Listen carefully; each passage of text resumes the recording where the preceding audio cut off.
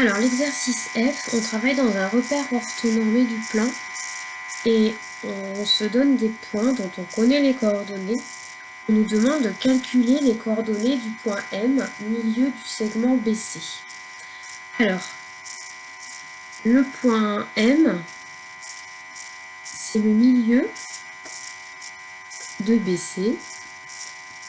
Donc les coordonnées du point M, eh bien on va les obtenir en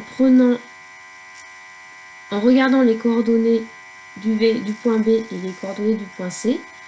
Alors, on va utiliser la formule xb plus xc sur 2. On va concrètement additionner les abscisses des points B et C et les diviser par 2. On va calculer la moyenne des abscisses et puis on va faire pareil pour les ordonnées. On va calculer la moyenne des ordonnées des deux points B et C. Donc on va faire YB plus YC divisé par 2. Alors pour la moyenne des abscisses, on va faire moins 4 plus 4 divisé par 2. Pour les ordonnées, on va faire 1 plus moins 3 divisé par 2. Alors l'abscisse du point M, moins 4 plus 4, ça fait 0. 0 divisé par 2, ça fait 0. Et puis pour les ordonnées, 1 plus moins 3, ça fait moins 2 divisé par 2. C'est-à-dire que le point M a pour coordonnées 0, moins 1. Ensuite, on vous demande de calculer les coordonnées du vecteur AM. Alors, vous vous rappelez, la formule pour calculer les coordonnées d'un vecteur, on va commencer par faire la différence entre les abscisses des points en commençant par le point qui est plus à droite moins le point qui est plus à gauche. On va faire xm moins xa et on fait pareil pour les ordonnées. On commence par l'ordonnée qui est à droite moins l'ordonnée qui est à gauche. Alors, x de m, c'est 0. X de a, c'est 1. Y de m, c'est moins 1. Y de a, c'est 3. On va conclure que le vecteur AM a pour coordonnées moins 1, moins 4. On passe maintenant aux coordonnées du vecteur AD. On fait pareil. On va faire l'abscisse du point D, qui vaut moins 4, moins l'abscisse du point A. Ensuite, l'ordonnée du point D, moins l'ordonnée du point A. Et ainsi, on va trouver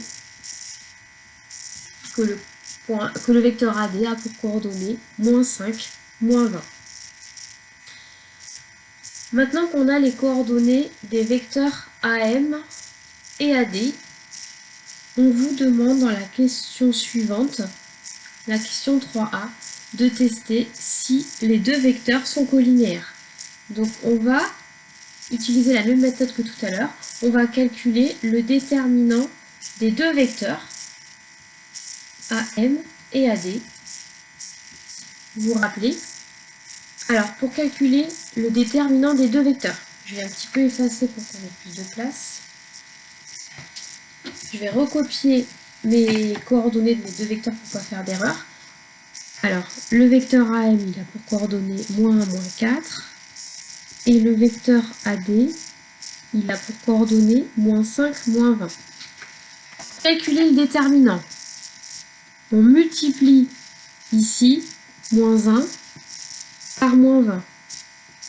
Ensuite, on va multiplier moins 4 par moins 5. Et on va soustraire ces deux valeurs.